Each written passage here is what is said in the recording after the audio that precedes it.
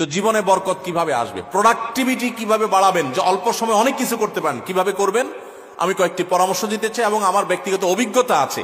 আর এই পরামর্শগুলো হাদিসের আলোকে কয়েকটি কাজ করতে পারেন আপনার প্রোডাক্টিভিটি বাড়ানোর জন্য। আলহামদুলিল্লাহ, আমি আমার বাসায় আমার ফ্যামিলির সদস্যদের এটার উপরে উদ্বুদ্ধ করেছি, তারা আমল করে।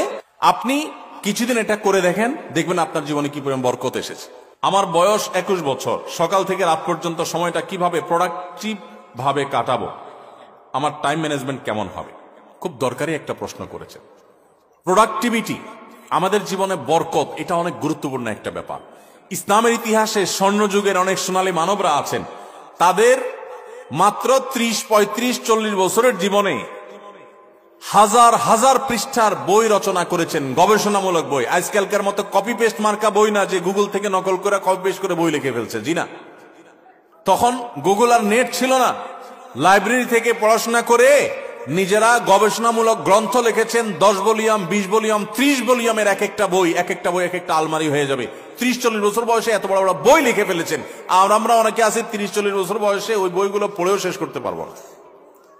তাদের জীবনে অনেক বরকত ছিল, অল্প সময় অনেক কাজ করতে পারতেন। আমাদের জীবনে বরকত নাই, একেবারে বরকত নাই। দেখতে দেখতে জীবন পার হয়ে যায়, দিন পার হয়ে যায়, কিছু করা হয় না। তো জীবনে বরকত কিভাবে আসবে, প্রোডাক্টিভিটি কিভাবে বাড়াবেন, যে অল্প সময় অনেক কিছু করতে পারেন, কিভাবে করবেন আমি কয়েকটি পরামর্শ দিতে চাই এবং আমার ব্যক্তিগত অভিজ্ঞতা আছে। আর এই পরামর্শগুলো হাদিসের আলোকে কয়েকটি কাজ করতে পারেন আপনার প্রোডাক্টিভিটি বাড়ানোর জন্য। নাম্বার 1, খুব গুরুত্বের সাথে লক্ষ্য করবেন, রাতে দেরিতে ঘুমাবেন না। যারা রাতে দেরিতে ঘুমায় এদের জীবনে বরকত নষ্ট হয়ে যায়, এদের জীবনে প্রোডাক্টিভিটি থাকে না। দেখুন, পৃথিবীতে যে সমস্ত দেশগুলো উন্নত হয়েছে, আপনি আমেরিকা বলেন, জাপান বলেন, কোরিয়া বলেন, আপনি ইউরোপ বলেন, পৃথিবীর যে সমস্ত অঞ্চলের যে সমস্ত দেশগুলো উন্নত হয়েছে, তাদের দেখবেন সবার একটা কমন লাইফস্টাইল হলো তারা রাতে তাড়াতাড়ি ঘুমায় পড়ে। সমস্ত উন্নত দেশের সব মানুষদের মধ্যে কালচার আছে। সারা পৃথিবীতে যে দেশগুলো উন্নত হয়েছে তারা সবাই দেখবেন সন্ধ্যার পর পর শুয়ে পড়ে। আর আমাদের বাঙালির রাত শুরুই হলো 10টার পর, তাই না? আমরা অফিস আদালত থেকে আইসা বাসায় রিমোট নিয়া জামা টামার খুলে ধুইয়া বৈশা, এরপরে আমরা এশার নামাজ যদি পড়ি, নামাজি হই, আর বেনামাজি হলে তার কোনো কথাই নেই।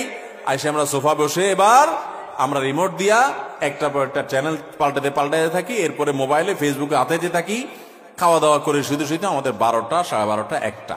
এই যে দেরিতে ঘুমাই, আমাদের জীবনের প্রোডাক্টিভিটি নষ্ট হয়ে যায়, বরকত নষ্ট হয়ে যায়। যে তরুণ তার প্রোডাক্টিভিটি বাড়াতে চায়, সেই জন্য রাতে তাড়াতাড়ি ঘুমায়। রাতে তাড়াতাড়ি ঘুমায়, আর যেগুলো রাতে করবেন ওইগুলো সকালে করবেন। অনেক যুবক আছে পড়াশোনা করে রাত 12টা পর্যন্ত। আরে ভাই, রাত 10টায় আপনি ঘুমিয়ে যান।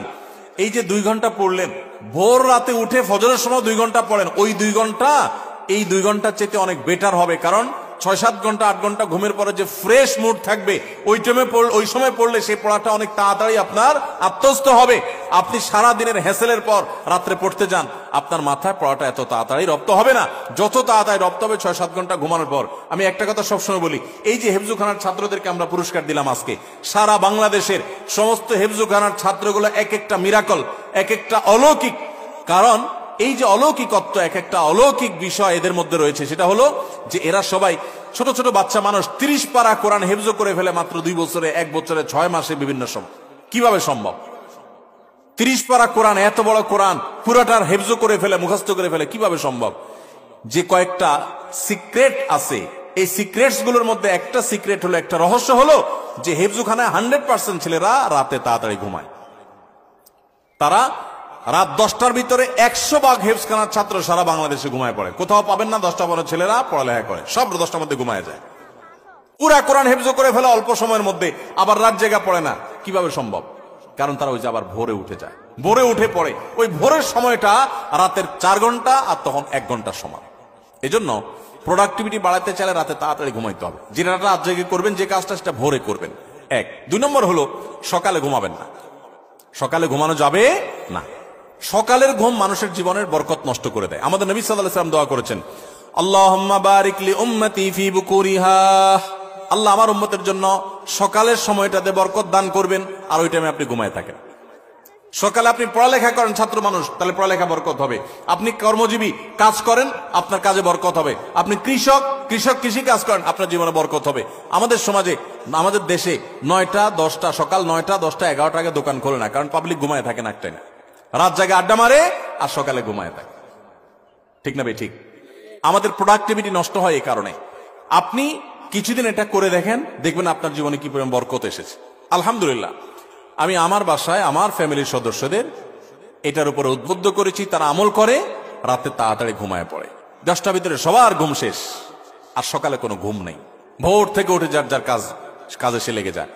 আবার দরকার হলে দুপুরে একটু ঘুমাবেন, সুন্নাত সেটা, আর এর বাইরে কোনো কাজ করবেন না। তাহলে প্রোডাক্টিভিটির জন্য 1 নম্বর হলো রাতে তাড়াতাড়ি ঘুমাবেন, 2 নম্বর হলো ফজর পরে ঘুমাবেন না, ফজর পরে জেগে থাকবেন, কাজ শুরু করবেন। আর রাতে তাড়াতাড়ি ঘুমালে এমনি ফজরের সময় আপনি ঘুম ভেঙে যাবে, কারণ সারা রাত ঘুম, বড় রাত ঘুম হয়ে যাবে ইনশাআল্লাহ। 3 নম্বর এবং সর্বশেষ প্রোডাক্টিভিটির জন্য যেটা বলতে চাই তা হলো এই মোবাইল এবং বিভিন্ন রকমের ডিভাইসের নেশা বন্ধ করতে হবে, তা না হলে প্রোডাক্টিভিটি কখনো বাড়বে না। মনে রাখবেন, মোবাইলের নেশায় বুধ হয়ে থাকে আর জীবনে বড় কিছু করতে পারছে মানে একটা মানুষ পৃথিবীতে আপনি খুঁজে দেখাতে পারবেন না, একটা মানুষও না। মোবাইলের নেশায় সারাদিন ভূতের মতো মোবাইল টিপে আর আঙুল দিয়ে স্ক্রল করে একটু পর পর, এই মানুষগুলো জীবনে বড় কিছু করতে পারে না যদি এই অভ্যাস না ছাড়ে। এই অভ্যাস যেদিন ছাড়ে সেদিন তৌফিক হতে পারে, একসাথে মোবাইলের নেশাও আছে আবার বড় কিছু করতে পেরেছে, এটা হয় না। অনেককে আমরা ওয়াজ শোনার নাম দিয়ে শয়তান আমাদেরকে মোবাইলের পিছনে লাগাই দিস। আরে প্রোডাক্টিভিটির জন্য এই কাজগুলো করবে। আল্লাহ আমাদেরকে তৌফিক দান করুন।